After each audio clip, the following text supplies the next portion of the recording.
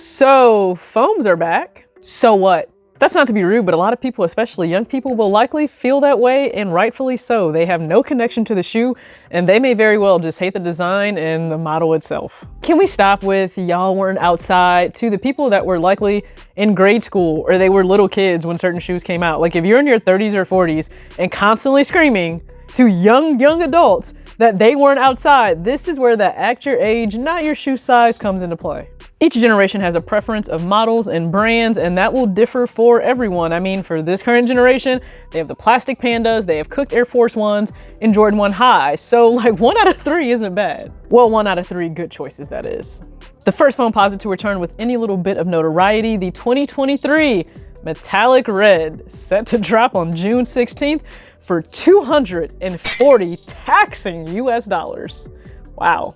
The comment sections on Instagram say a lot. A lot of people feel the shoe has already been ruined with leather on the upper instead of nubuck, but I would have thought it was the actual price, in this economy at least, that ruined this shoe, especially when people were complaining and going off left and right for Air Force Ones and Air Maxes going up by $5 and $10, but $240 for a price point, I guess that's okay now, huh? These will also come in full family sizing, which means grade school pairs, or those of you like me who wear smaller sneaker sizes and you can still fit in kids, you're still paying close to $200. So parents, buckle up if your kid wants that.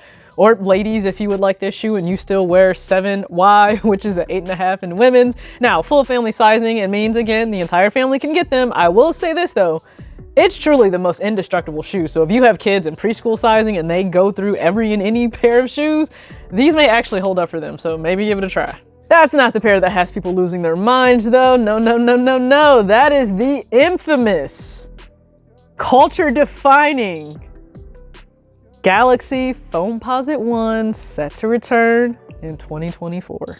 Not only were we told in 2012 the world would end, but sneakerheads acted as if the world would end if they didn't get their hands on this pair, or it was still mainly this pair from the Galaxy pack, but that's not to say that the Galactic rollout by Nike didn't hit on all corners. Honestly, this is the point in time where people learned or realized they could make $1,000, like a real $1,000 come up just from flipping a shoe. And people were also trading cars for shoes. We were in different times. I didn't say sensible times, but we were in different times. Now, if you are on the younger side of things and curious why we ever went to just online sneaker raffles in the first place, well, my dear friend, my young friend, these are why. Because it wasn't a peaceful release across the board, especially in this country, and well, a few can ruin it for, well, pretty much everyone. And so yeah, the chaos, the violence and destruction that happened from that put us where we are today, and it allowed bots to kind of reign free. Actually, just to slide this in there because I know everyone saw what Nike put out about stopping bots, but I'm still a little skeptical. Are you? Well, they said that's the question on everyone's mind. I think it's a real possibility. I myself personally, I didn't care about these in 2012. I was also finishing up grad school. I had other things on my mind, but I didn't care then. I don't care now. I think there's a big part of the younger generation that also won't care about these. That's just kind of the way I'm leaning towards.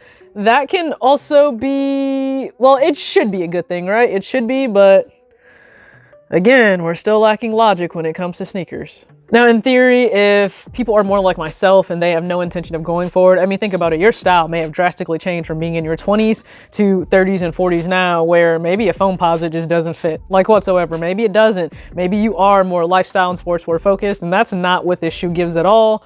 I'll be real, I would have a much easier time dressing up a Fear of God 1, doing something with that versus the Galaxy Foamposite, or just Foamposites in general. So for me, it's a no. Should this be easy? In theory, it should, because if I'm taking a back seat and the younger generation doesn't care, you should, in theory, be able to walk in, hit on sneakers and be done. But this is also what I think. People will capitalize on the FOMO present for, as we call them, the old heads within sneaker culture, and they will tax you because they can. So they may not want the shoe at all, but they know you want the shoe. And if they can make $1 off of you, I promise you they will. And you could talk with your dollars by letting them sit and the resellers have to hold on to them. I just don't see people coming together to do that. I don't see that group project working out. I've also seen this thrown around in the comment section many times on Instagram that, oh my goodness, they're gonna drop these and that means that my pair will go down in value.